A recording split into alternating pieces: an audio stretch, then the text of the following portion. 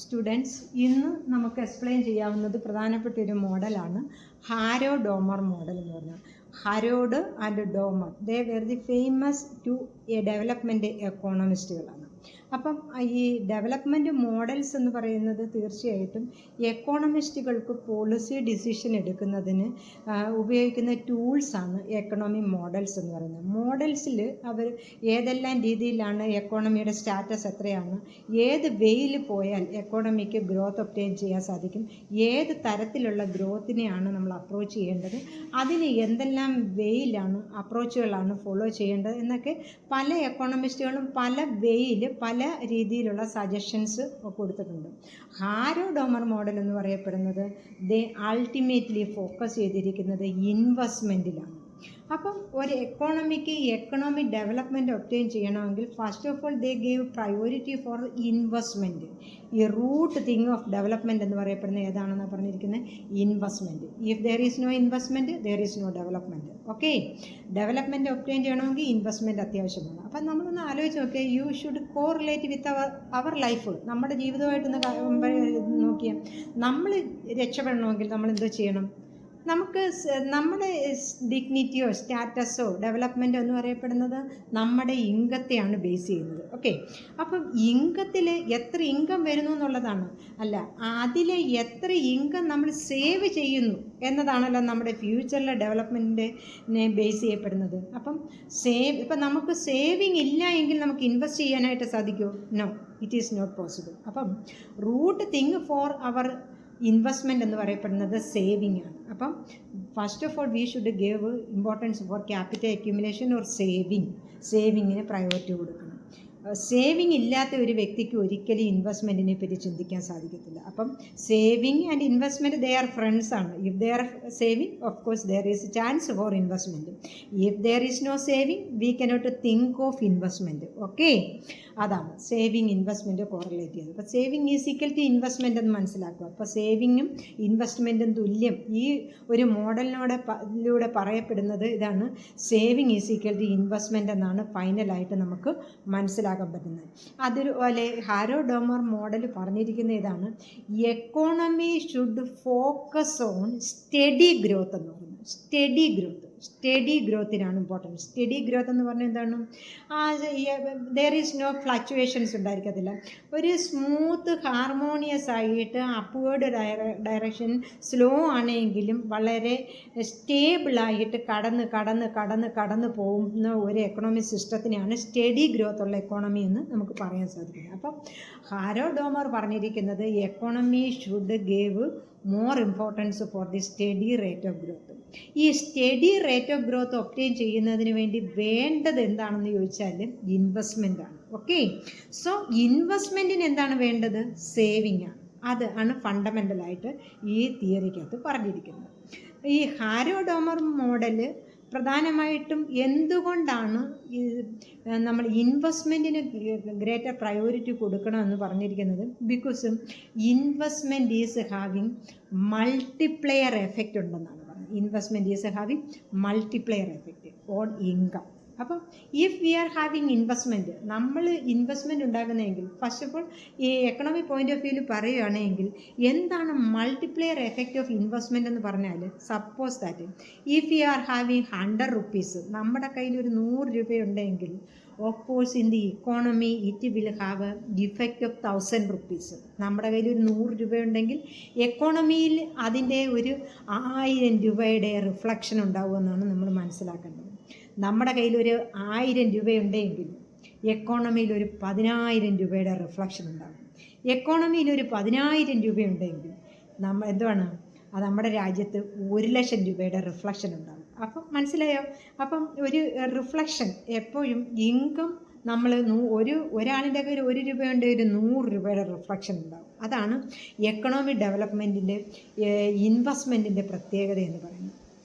Assume ചെയ്ത് നോക്കിയേ, നമുക്ക് ജോലിയുണ്ട്, നമുക്ക് ഇൻകമുണ്ട്. അപ്പം നമ്മുടെ കയ്യിൽ ഇപ്പം ഇൻകമുണ്ട്. എൻ്റെ കയ്യിൽ ഇൻകം ഉണ്ടെങ്കിൽ ഞാൻ സപ്പോസ് ആയിട്ട് ഞാനിപ്പം ഡെയിലി പിന്നെ കോളേജിൽ പോകാനായിട്ട് ഞാനൊരു ഡെയിലി ഒരു കോളേജിലേക്ക് വരാൻ 100 റുപ്പീസ് ഓട്ടോ ചാർജ് റിപ്പയർ ചെയ്യുകയാണെങ്കിൽ അപ്പം എനിക്ക് ഡെയിലി ഒരു ഓട്ടോറിക്ഷക്കാരന് അയാൾക്കൊരു പെർമനൻറ്റ് ഇൻകമാണ് 100 rupees he will get. Okay, അയാൾക്ക് ഓട്ടോറിക്ഷ ചാർജായിട്ട് 100 റുപ്പീസ് കിട്ടും. He is getting every day 100 rupees from me. Okay, അപ്പം 100 റുപ്പീസ് കിട്ടുമെങ്കിൽ because that is a income source. I am the income source for the autorickshaw driver. Okay, അപ്പോൾ അയാൾക്ക് income കിട്ടുവാണെങ്കിൽ some of that he will use for this പെട്രോളിന് വേണ്ടി ഉപയോഗിക്കും. അപ്പം demand of the petrol will increase. Okay, പെട്രോളിൻ്റെ charge increase ചെയ്യപ്പെടുന്നുണ്ട്. അപ്പം പെട്രോളിൻ്റെ ഡിമാൻഡ് ഇൻക്രീസ് ചെയ്യപ്പെടുന്നുണ്ട്. ഇദ്ദേഹത്തിൻ്റെ കയ്യിൽ ഇൻകം കിട്ടുമ്പോൾ some of that income he will use for this consumption ഉപയോഗിക്കുന്നുണ്ട്. Some of the remaining income that he will save ചെയ്യുന്നുണ്ട്. അങ്ങനെ every day he is getting 100 rupees. That is a steady income he is getting. Okay, അപ്പം every day he is getting 100 rupees എന്ന് പറഞ്ഞാൽ എന്താണ്? ആ 100 rupees കൊണ്ട് whatever he can consume he will consume. Okay, suppose that if he is not getting 100 rupees from me, എൻ്റെ കയ്യിൽ നിന്ന് 100 rupees കിട്ടുന്നില്ലെങ്കിൽ whatever consumption is there may not happen. അവിടെ ഉണ്ടാകുന്ന കൺസംഷൻ പ്രോസസ്സ് അയാളുടെ പോക്കറ്റിൽ 100 rupees വരുന്നില്ല. അതുകൊണ്ട് അയാൾ വട്ടെവർ കൺസ്യൂം ചെയ്യുന്നുണ്ടോ അതൊന്നും കൺസ്യൂം ചെയ്യുന്നില്ല. പെട്രോളിൻ്റെ ഡിമാൻഡ് ഉണ്ടാവുന്നില്ല. അയാൾ സേവിങ് ആരംഭിച്ചത് അത് സ്റ്റോപ്പായി പോകുന്നു. സേവിങ് ഉണ്ടാവുന്നില്ല. ആ സേവിങ്ങിൽ നിന്ന് അയാൾക്ക് ഫർദർ ഫ്യൂച്ചറിലേക്ക് ഒരു ഇൻകം വരുന്നില്ല. അങ്ങനെ എക്കോണമി തിരിച്ച് ചുരുങ്ങി പോകും. അതേസമയം 100 റുപ്പീസ് എൻ്റെ കയ്യിലുണ്ടെങ്കിൽ എൻ്റെ കയ്യിലും ഞാനും ഓട്ടോറിക്ഷക്കാരനും തമ്മിലുള്ള ബന്ധമല്ല അവിടെ നടക്കുന്നത്.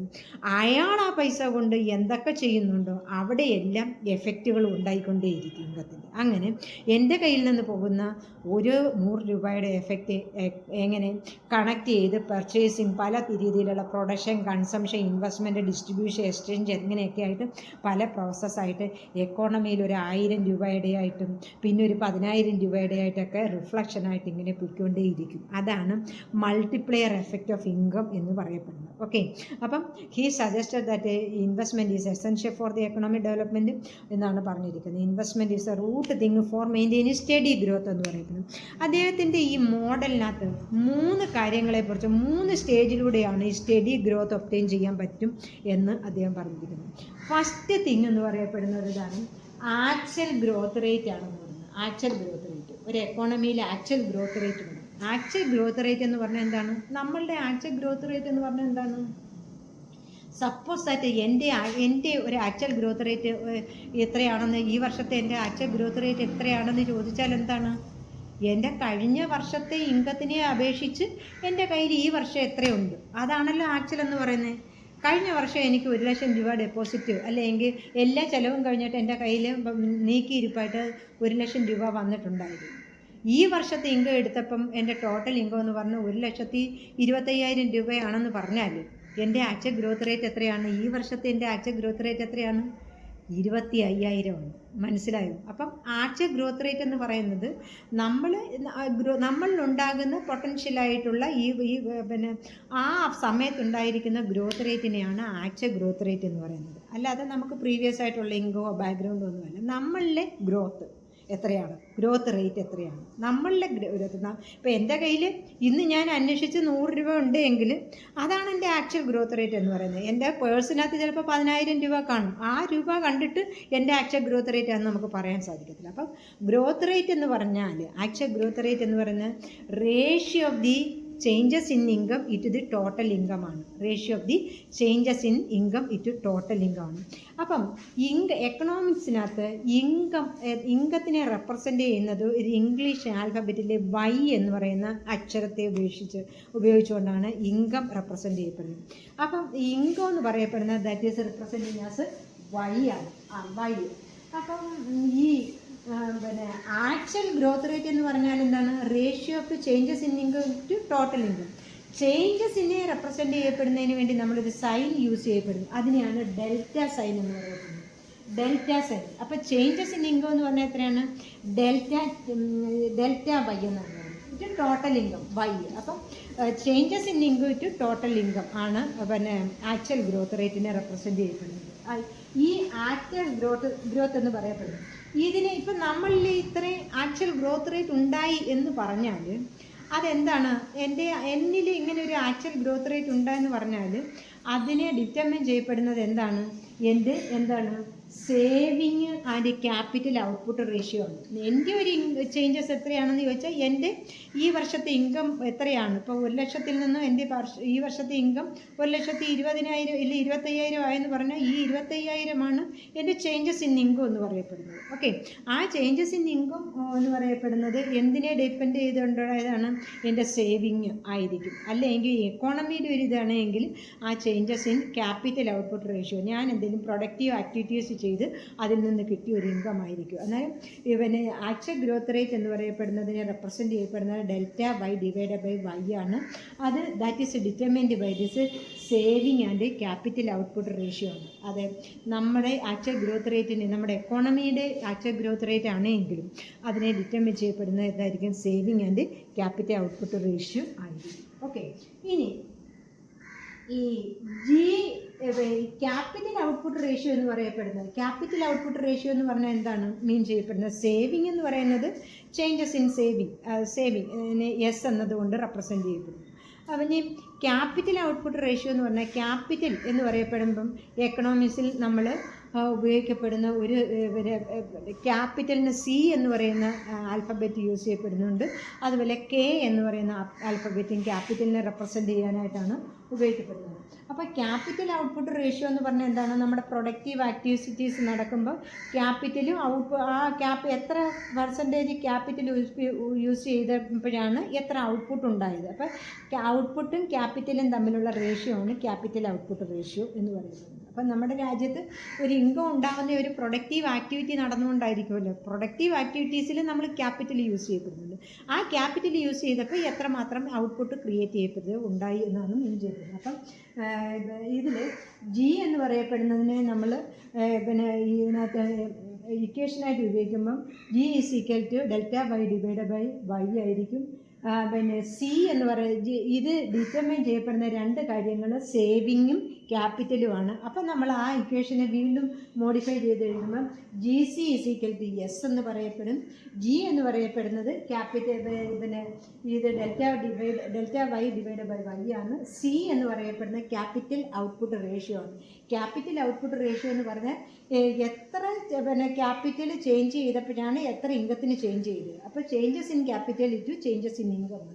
അപ്പം സി ആയിട്ടും യൂസ് ചെയ്യപ്പെടുന്നുണ്ട്, സി എ മറ്റൊരു പേരിൽ ഉപയോഗിക്കപ്പെടും, കെ ആയിട്ടും യൂസ് ചെയ്യപ്പെടുന്നുണ്ട്, ക്യാപിറ്റലിനെ റെപ്രസെൻറ്റ് ചെയ്യപ്പെടുന്നു. അപ്പം സി എ ക്യാപിറ്റൽ ഔട്ട്പുട്ട് റേഷ്യോയ്ക്ക് ഉപയോഗിക്കുമ്പോൾ അതിന് മറ്റൊരു പേര് ഉപയോഗിക്കുന്നത് delta K divide by delta Y എന്ന് വെച്ചാൽ ചേഞ്ചസ് ഇൻ ക്യാപിറ്റൽ ചേഞ്ച് ചെയ്തപ്പോൾ എത്രമാത്രം വൈയിൽ ഇൻകത്തിൽ വ്യത്യാസം ഉണ്ടായെന്നാണ് ഉപയോഗിക്കുന്നത്. അപ്പം നമ്മൾ വീണ്ടും ഈ G C is equal to S എന്ന് പറയുന്ന ഇക്വേഷനെ നമ്മളൊന്ന് മോഡിഫൈ ചെയ്ത് എഴുതുകയാണെങ്കിൽ അതിനെ എങ്ങനെയാണ് നമുക്ക് എഴുതാൻ പറ്റുന്നത്, ജിയെ മോഡിഫൈ ചെയ്തപ്പം delta Y divide by Y എന്ന് പറഞ്ഞു.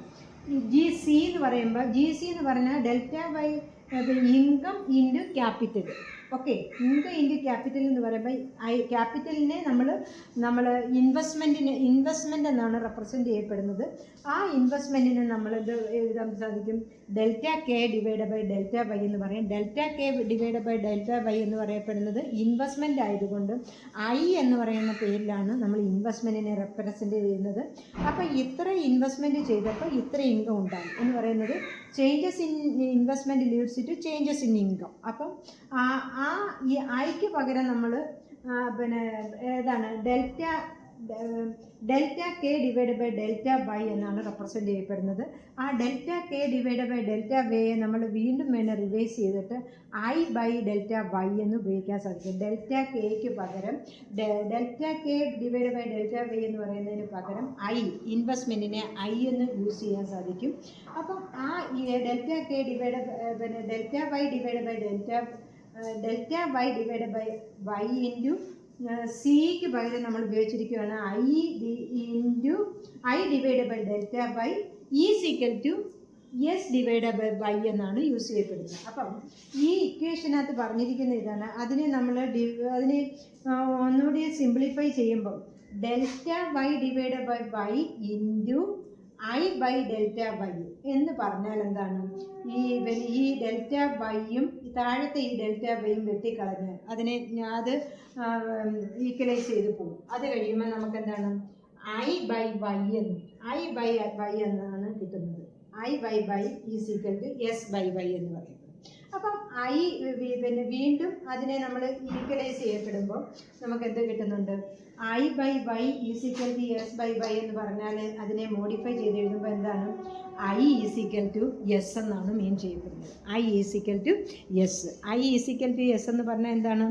Investment is equal to saving. എത്രയാണോ ഇൻവെസ്റ്റ്മെൻറ്റ് ചെയ്യപ്പെടുന്നത് ആ ഇൻവെസ്റ്റ്മെൻറ്റ് സേവിങ് ആയിട്ട് വരും. അപ്പം നമ്മൾ മനസ്സിലാക്കേണ്ട നമ്മുടെ കൊളോക്കിയൽ ലാംഗ്വേജിൽ പറഞ്ഞാലും നമ്മുടെ ജീവിതത്തിൽ അത് എടുത്തു കഴിഞ്ഞാലും നമ്മുടെ കയ്യിൽ എത്രയാണോ സേവിങ് ഉള്ളത് ആ സേവിങ് എത്രയായിട്ടാണ്? ഇൻവെസ്റ്റ്മെൻ്റ് ആയിട്ടല്ലേ പോകുന്നത്. ഇപ്പോൾ സേവിങ്ങിന് ഇൻവെസ്റ്റ്മെൻ്റ് ആവണം, ഇൻവെസ്റ്റ്മെൻറ്റ് സേവിങ്ങുമായിട്ടും വരണം അല്ലേ? ആ ഒരു പോയിന്റിലാണ് നമുക്ക് എപ്പോഴും സ്റ്റഡി ഗ്രോത്ത് ഉണ്ടാകുന്നത്. അപ്പം ഹരോഡ് പറഞ്ഞിരിക്കുന്ന സ്റ്റഡി ഗ്രോത്തിൻ്റെ വൺ ഓഫ് ദി സ്റ്റേജ് എന്ന് പറയപ്പെടുന്നത് ഏതാണെന്നാണ് പറയുന്നത്? ആക്ച്വൽ ഗ്രോത്ത് റേറ്റ് ആണെന്നാണ് പറയുന്നത്. ആക്ച്വൽ ഗ്രോത്ത് റേറ്റ് എന്ന് പറയപ്പെടുന്ന ആക്ച്വൽ ഗ്രോത്ത് റേറ്റിൽ എപ്പോഴും എന്തായിരിക്കും എന്ന് പറഞ്ഞത്? Saving is equal to investment ആയിരിക്കും എന്നാണ് എക്സ്പ്ലെയിൻ ചെയ്തിരിക്കുന്നത്. Okay, that is a one part of this Harrod Domar model. Okay, then another steady growth condition suggested by Harrod and Domar എന്ന് പറയപ്പെടുന്നത് വാറൻറ്റഡ് റേറ്റ് ഓഫ് ഗ്രോത്ത് എന്ന് പറയപ്പെടുന്നു. വാറൻറ്റഡ് റേറ്റ് ഓഫ് ഗ്രോത്ത് എന്താണ്? Warranted rate of growth എന്ന് പറയുന്നത് എന്ന് പറയുന്നത് എക്കോണമിയിൽ maximum capacity ഫുള്ളായിട്ട് യൂട്ടിലൈസ് ചെയ്ത് ഫുൾ എംപ്ലോയിഡ് എക്കണോമിക് സിറ്റുവേഷനിൽ ഉണ്ടാകുന്ന ഗ്രോത്ത് റേറ്റിനെയാണ് നമ്മളെന്താ പറയുന്നത്? വാറൻറ്റഡ് റേറ്റ് ഓഫ് ഗ്രോത്ത് എന്ന് പറയപ്പെടുന്നത്. ആ ഒരു പൊസിഷനിൽ ക്യാപിറ്റൽ ഔട്ട്പുട്ട് റേഷ്യോയും സേവിങ് ഇൻകം റേഷ്യോയും മാക്സിമം ആയിരിക്കും അല്ലെങ്കിൽ ഈക്വൽ ആയിരിക്കും എന്ന് പറയപ്പെടുന്നു. എന്ന് വെച്ചാൽ എന്താണ്? ഫുൾ യൂട്ടിലൈസേഷനാണ്. Full utilisation of the capital ഉണ്ടാവുമ്പം അതിനകത്തുനിന്ന് കിട്ടുന്ന ഔട്ട്പുട്ട് ഓപ്റ്റിമമാണ്. ഓപ്റ്റിമം ഔട്ട്പുട്ടും ആയിരിക്കും. അതുപോലെ തന്നെ എക്കോണമിയിലെ എല്ലാ സേവിങ്ങും പരമാവധി ഇൻവെസ്റ്റ്മെൻ്റ് ആയിട്ട് മാറുകയും ചെയ്യുന്ന പോയിൻ്റാണ്. എന്ന് വെച്ചാൽ യാതൊരു വേസ്റ്റ് ഇല്ല, യാതൊരു അണ്ടർ യൂട്ടിലൈസേഷൻ ഇല്ല. എക്കോണമിയുടെ പൂർണ്ണമായിട്ടുള്ള കഴിവിനെ ഫുൾ സ്ട്രെങ്തിൽ യൂട്ടിലൈസ് ചെയ്തിട്ട് ഓപ്റ്റിമം ഇൻകവും ഓപ്റ്റിമം ഔട്ട്പുട്ടും optimum potentiality optimum power utilize ചെയ്ത് ഒരു സാച്ചുറേഷൻ പോയിന്റിൽ എക്കോണമി എത്തുന്ന പോയിന്റിനെയാണ് വാറൻറ്റഡ് റേറ്റ് ഓഫ് ഗ്രോത്ത് എന്ന് പറയുന്നത്. അപ്പം ആ വാറൻറ്റഡ് റേറ്റ് ഓഫ് ഗ്രോത്ത് ആണ് another important stage of economic development obtain ചെയ്യേണ്ട. അതിനുവേണ്ടിയാണ് എക്കണോമിയുടെ ഫുൾ കപ്പാസിറ്റി യൂട്ടിലൈസ് ചെയ്യേണ്ടതെന്നാണ് ഇദ്ദേഹം ഹാരോഡോമർ മോഡൽ ഇതിനകത്ത് പറഞ്ഞത്. അപ്പം അദ്ദേഹം വാറൻറ്റഡ് ഗ്രോത്തിന് ഉപയോഗിച്ചിരിക്കുന്ന വേർഡ് എന്ന് പറഞ്ഞാൽ GW ആണ്. GWCR is equal to S എന്നാണ് പറയുന്നത്. എന്ന് വെച്ചാൽ വാറൻറ്റ് ഫുൾ എംപ്ലോയ്മെൻറ്റ് പോയിന്റിലെ ക്യാപിറ്റൽ ഔട്ട്പുട്ട് റേഷ്യോ എന്ന് വെച്ചാൽ capital investment that will be equal to the saving എന്നാണ് പറയപ്പെടുന്നത്. അപ്പം ഈ വാറൻറ്റഡ് റേറ്റ് ഓഫ് ഗ്രോത്ത് എന്ന് പറയപ്പെടുന്നത് of course you can expect for this short ക്വസ്റ്റ്യന് വേണ്ടി എക്സ്പെക്ട് എന്താണ് വാറൻറ്റഡ് റേറ്റ് ഓഫ് ഗ്രോത്ത് എന്ന് പറയുന്നത്? Is the steady rate of growth at which അത് full capacity utilisation and the economy we will be in the full employment ലെവലായിരിക്കുന്ന പോയിന്റിനെയാണ് warranted rate of growth എന്ന് പറയപ്പെടുന്നത്. അപ്പം ഇതാണ് രണ്ട് പോയിന്റ് പറഞ്ഞിരിക്കുന്നത്. പിന്നെ എന്താണ് ഈ എക്കോണമി പറഞ്ഞിരിക്കുന്നത്? ഹാരോഡും ഡോമറും പറഞ്ഞിരിക്കുന്നത് എന്താണ്? Economy should focus on the steady rate of growth. What are the ways we can use for this obtaining steady growth? Steady growth obtain ചെയ്യാൻ എന്ത് റൂട്ടിലൂടെ പോകാൻ പറ്റുമോ അത് യൂട്ടിലൈസ് ചെയ്യണമെന്നാണ് പറഞ്ഞത്. സ്റ്റഡി റേറ്റ് ഓഫ് ഗ്രോത്ത് എന്ന് പറയുന്ന പോയിന്റിൽ ഈ ആക്ച്വൽ ഗ്രോത്ത് റേറ്റും വാറൻറ്റഡ് റേറ്റ് ഓഫ് ഗ്രോത്തും എന്ന് പറയപ്പെടുന്നത് ദാറ്റ് വിൽ ബി ഈക്വൽ ആയിരിക്കും എന്ന് പറഞ്ഞു. എക്കോണമിയുടെ ആക്ച്വൽ ഗ്രോത്ത് റേറ്റ് നമ്മൾ പറഞ്ഞല്ലോ, നമ്മൾ ഉണ്ടാകുന്ന എത്രയാണോ നമ്മുടെ റിയലായിട്ടുണ്ടാകുന്ന ഗ്രോത്ത്, നമ്മുടെ പ്രൊഡക്റ്റീവ് കപ്പാസിറ്റി ഫുള്ളായിട്ട് യൂട്ടിലൈസ് ചെയ്തിട്ടുണ്ടാകുന്ന റേറ്റ് ഓഫ് ഗ്രോത്തും ഈ വാറൻറ്റഡ് റേറ്റ് ഓഫ് ഗ്രോത്തൂടെ ഈക്വൽ ആവുന്ന പോയിന്റിലാണ് ഒരു എക്കോണമിയിൽ സ്റ്റഡി റേറ്റ് ഓഫ് ഗ്രോത്ത് ഉണ്ടാകുന്നത്. അപ്പം that give signal to the policy makers to take appropriate measures it എന്താണ് obtain warrant rate of growth and steady rate of growth. അത് സ്റ്റഡി റേറ്റ് ഓഫ് ഗ്രോത്തും വാറൻ്റ് റേറ്റ് ഓഫ് ഗ്രോത്തോട് equal ആവുന്ന ഒരു point ഉണ്ടാക്കാവുന്ന ഒരു മെക്കനൈസേഷൻ അപ്ലൈ ചെയ്യണം policy makers എന്നാണ് ഈ ഒരു മോഡലിലൂടെ എക്സ്പ്ലെയിൻ ചെയ്തിരിക്കുന്നത്. അപ്പം വാറൻ്റ് റേറ്റ് ഓഫ് ഗ്രോത്ത് ഉണ്ടാകുന്ന പൊസിഷൻ ഏതാണ്, ആക്ച്വൽ ഗ്രോത്ത് ഉണ്ടാകുന്ന പൊസിഷൻ എന്താണ്, എക്കോണമിയിലെ സ്റ്റഡി ഗ്രോത്ത് ഉണ്ടാകുന്ന പോയിന്റ് എന്താണ്. സ്റ്റഡി റേറ്റ് ഓഫ് ഗ്രോത്ത് ഉണ്ടാകുന്ന പോയിന്റിന് എന്തായിരിക്കും എന്ന് പറഞ്ഞാൽ ആക്ച്വൽ ഗ്രോത്ത് റേറ്റും വാറൻ്റ് റേറ്റ് ഓഫ് ഗ്രോത്തോടെ ഈക്വൽ ആയിരിക്കും എന്ന് പറയുന്നു. ഈ ഒരു when the economy is in a steady rate of growth, ആ ഗ്രോത്ത് റേറ്റ് പോയിന്റിനെയാണ് നൈഫ് എഡ്ജ് ഇക്വിലിബ്രിയം പോയിന്റ് എന്നും അദ്ദേഹം എക്സ്പ്ലെയിൻ ചെയ്തിരിക്കുന്നത്. അപ്പോൾ നൈഫ് എഡ്ജ് ഇക്വിലിബ്രിയം പോയിന്റ് എന്ന് പറയപ്പെടുന്നത് എന്താണെന്ന് പറയുന്നത്, അതായത് നൈഫ് എഡ്ജ് ഇക്വിലിബ്രിയം പോയിന്റ് എന്ന് പറയപ്പെടുന്ന ഒരു ടിപ്പ് പോയിന്റ് ഓഫ് ഇക്വിലിബ്രിയം ആണ്. അത് അസാധ്യമായിട്ടുള്ള ഒരു ഇക്വിലിബ്രിയം പോയിന്റ് ആണ്. അതിൽ ഒബ്റ്റെയിൻ ചെയ്യുക എന്ന് പറയപ്പെടുന്നത് വളരെ സ്റ്റഡി ഹാർമോണിയസ് ആയിട്ട് പ്രോപ്പറായിട്ട് ഡയറക്റ്റായിട്ട് എക്കണോമിക് റിസോഴ്സിനെ യൂട്ടിലൈസ് ചെയ്തിട്ട് ഉണ്ടാക്കാവുന്ന ഒരു പോയിൻ്റാണ്. വൺസ് ദിസ് പോയിന്റിൽ എത്തിക്കഴിഞ്ഞാൽ economy will be in A harmonious straight study പോയിന്റിലേക്ക് പോകുമെന്നാണ് പറയുന്നത്. ആ 2 പോയിന്റ് മതി എക്കോണമി ആക്ച്വൽ ഗ്രോത്ത്, ഒരു എക്കോണമി സ്പീഡി ആയിട്ട് ഹാർമോണിയസ് ആയിട്ട് ഡെവലപ്മെൻറ്റ് യാതൊരു അൺഫേവറബിൾ എഫക്റ്റും ഇല്ലാതെ എക്കോണമി പാസ് ചെയ്യാനായിട്ട് ഈ ഒരു പോയിന്റ് മതി എന്നാണ് ഇവിടെ എത്തിയിരിക്കുന്നത്. പിന്നെ GN എന്ന് പറയപ്പെടുന്ന ഒരു പോയിന്റ്, തേർഡ് പോയിന്റ് കൂടെ എക്സ്പ്ലെയിൻ ചെയ്തിട്ടുണ്ട്. GN എന്ന് പറയപ്പെടുന്നത് നാച്ചുറൽ റേറ്റ് ഓഫ് ഗ്രോത്ത് എന്ന് പറയുന്നത്. വാറൻ്റ് റേറ്റ് ഓഫ് ഗ്രോത്തും ആക്ച്വൽ റേറ്റ് ഓഫ് ഗ്രോത്തോട് ഉണ്ടാകുന്ന സ്റ്റഡി പോയിൻ്റാണ് ഒരു എക്കണോമി കൊണ്ടുപോകേണ്ടത്. പിന്നെ നാച്ചുറൽ ഗ്രോത്ത് എന്ന് പറയപ്പെടുന്നത് അത് ബിയോണ്ടാണ്. ഇത് പിന്നെ അത് അൺഎക്സ്പെക്റ്റഡ് ആയിട്ടുണ്ടാകുന്ന എക്സ്റ്റേണൽ ഫാക്ടേഴ്സ് കൊണ്ടുണ്ടാകുന്ന ഒരു ഗ്രോത്ത് റേറ്റ് ആണ്. അത് അത് ഇവിടെ എഫക്റ്റ് ചെയ്യുന്നില്ല എന്നാണ് പറയുന്നത് GN എന്ന് പറയപ്പെടുന്നത്. ഈ ഒരു 2ാമത്തെ സ്റ്റേജിലാണ് എക്കോണമി നിൽക്കേണ്ടത്. ഓക്കെ, അതാണ് ഈ വാറൻ്റ് ഈ ഒരു explanation. Especially it the students who are not having economic background, especially they need to attend the competitive examination and get the mark. For them this video is dedicating. Okay, മലയാളത്തിൽ ഞാൻ explain ചെയ്തിരിക്കുന്നത് നിങ്ങൾക്ക് കുറച്ചുകൂടെ മനസ്സിലാകുന്നതാണ്. of course you will get the another video in English. Okay, thank you.